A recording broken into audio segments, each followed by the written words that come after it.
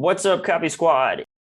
And we are going to kick off the second half of the Digitarium sales letter from Banyan Hill. The first call went long. Took us over approximately an hour to kind of get through nearly halfway.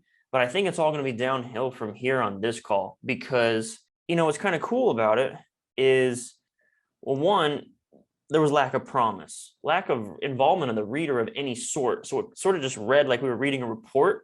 It didn't even say, it didn't do a good enough job, in my opinion, of roping the reader in, especially early on. So we were just kind of reading about there's this thing, and it wasn't really presented as an opportunity that you can invest in and become wealthy, or really targeted toward a reader at all.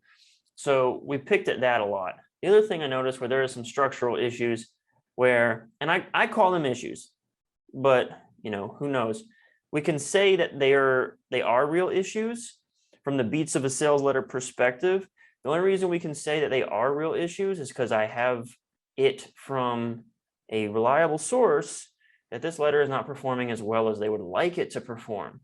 So perhaps there's some correlation there that when I was marking it up and I was drawing all my notes in the margin, I was looking for, okay, where's the pattern interrupt? Where's this? Where's this? And I was looking for my pieces that I'm looking for in a beats of a sales letter, and I could not draw those lines. That also happens to be the letter that isn't performing up to snuff. So perhaps there's some evidence there that's just further support for our claim that sales, persuasion, and arguments have a logical structure and flow that your brain just naturally absorbs and gets convinced. Just like there's a 3-act structure in Hollywood movies that you can sit down and enjoy a 90-minute film, be excited from beginning to end, and it could be the same 3-act structure for a bajillion different films, but you can change the genre and it becomes a fun, fresh experience depending on how they express those 3-act folding. So one of the things that we noticed where there were overlaps of, like, the cred section basically interjects itself into the lead, and then they drop the demonstration after that. And so you'll see it again in the offer section here in the second half. The mechanism section, which we usually see right before the offer, is overlapped. They introduce the offer and then they kind of revisit the mechanism. Not sure if it's a big problem because I kind of like how it works there, but it is just a thing to note, because all we're ultimately doing with these sales letter breakdowns, that's a really important thing, is we're not omnipotent here. What we're able to do is just draw patterns for the most consistent performance of, like, I would just say, performing techniques and strategies. And so all I seek to do is maximize the efficiency of that. I'll never be able to take out all the pain and hard work of writing up a sales letter, but I can do my best to try to get it into what is the most repeatable process that we see week after week on these calls. And this violates some of those. So again, lack of what's in it for me for the reader, eccentric sort of overlapping of different beats of a sales letter sections.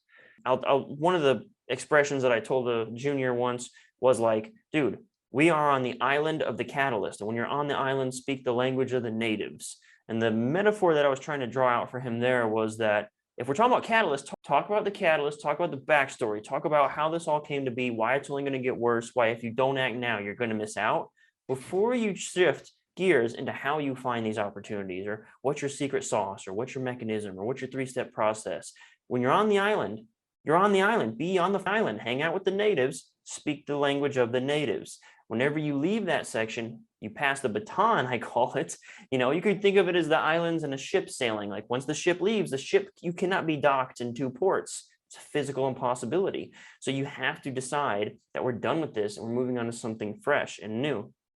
So perhaps by overlapping sections of copy in Digitarium, that caused friction and that sort of flow, that natural ebb and flow of a person's experience and being sold something and convinced of a new opportunity.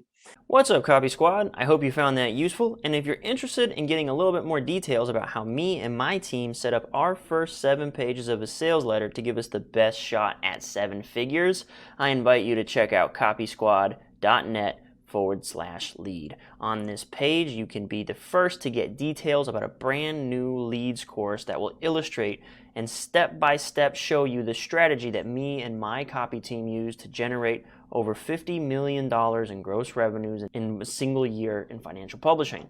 So all you got to do is go to this page, copysquad.net/lead, enter your name and email, and then hit the enter button, and you can be the first in the know as new developments arise. Thanks so much for tuning in, and peace out, Copy Squad.